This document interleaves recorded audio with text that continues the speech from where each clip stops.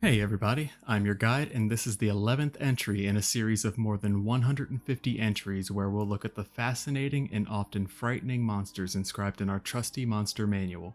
In each entry, we'll cover what's in the manual, but also other interesting tidbits I found in my travels. This companion series is meant to educate, entertain, and elevate your excursions into the more dangerous areas of the Forgotten Realms, everywhere from the cemetery behind your local church to the Nine Hells and everywhere in between. And even some places much, much more interesting. So come, join me. Let's begin. Awakened plants gifted with the powers of intelligence and mobility. Blights plague lands contaminated by darkness. Drinking that darkness from the soil, a blight carries out the will of an ancient evil and attempts to spread that evil wherever it can. Today, we're looking at blights, and this one's going to be a relatively short entry because we don't have a ton of information on these things, but I'll let you in on what we know so far. Blights are a plant-based creature that spawn from any tree, bush, or plant that has been tainted with evil, for example, after a forest has been corrupted by an evil force. Whenever a tree or plant is contaminated by a fragment of an evil mind or power, a Galthias tree can rise to infest and corrupt the surrounding forest. Its evil spreads through root and soil to nearby plants, which perish or transform into blights. As those blights spread, they poison and uproot other healthy plants, replacing them with brambles, toxic weeds, and others of their kind.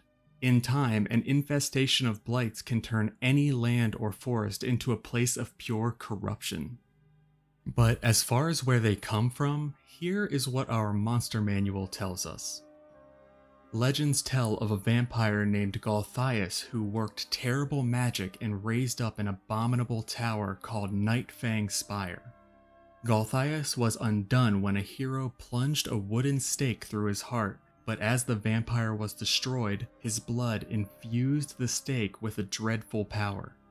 In time, tendrils of new growth sprouted from the wood, growing into a sapling infused with the vampire's evil essence. It's said that a mad druid discovered the sapling, transplanting it to an underground grotto where it could grow. From this Galthias tree came the seeds from which the first blights were sown. And there are several types of blights, most of which we don't have a lot of lore on, but we'll start out with the twig blight.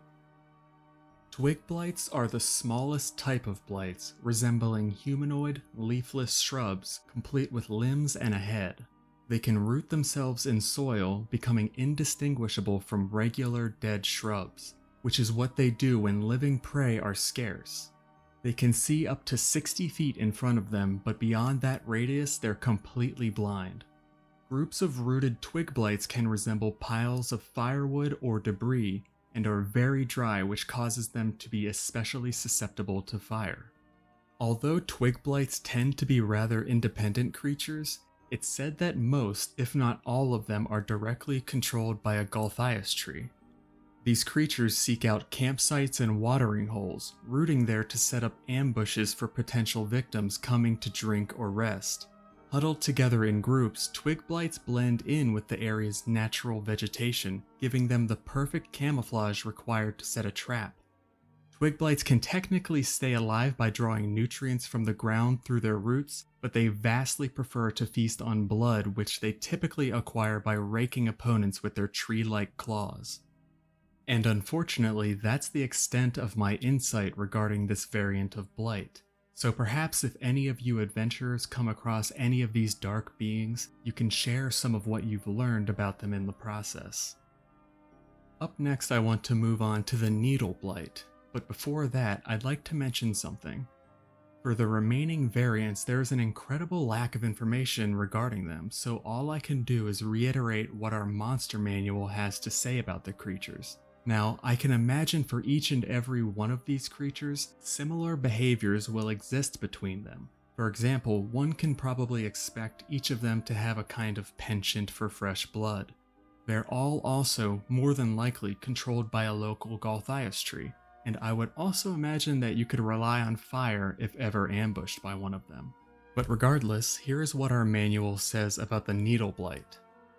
In the shadows of a forest, needle blights might be taken at a distance for shuffling, hunched humanoids. Up close, these creatures reveal themselves as horrid plants whose conifer-like needles grow across their bodies in quivering clumps. A needle blight lashes out with these needles or launches them as an aerial assault that can punch through armor and flesh. When needle blights detect a threat, they loose a pollen that the wind carries to other needle blights throughout the forest. Alerted to their foes' locations, needle blights converge from all sides to drench their roots in blood. So it would appear the primary difference between our variants is the method of attacks and general hardiness. But moving on to our last variant, the vine blight.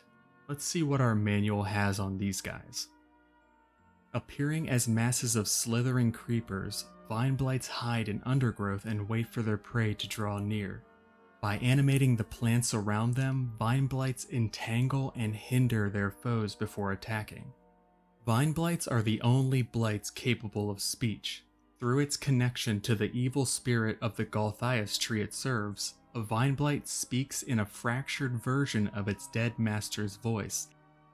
So for the vine blight, there seems to be a large leap in both sentience and power, with them being able to both animate surrounding plants and entangle their prey. It appears these blights are by far the most dangerous of the three we've covered today. I know that compared to some of our other entries, blights don't seem too intimidating at all, especially to any adventurer worth their salt like yourself. But that certainly doesn't mean you should ever let your guard down while traveling through a swamp or forest.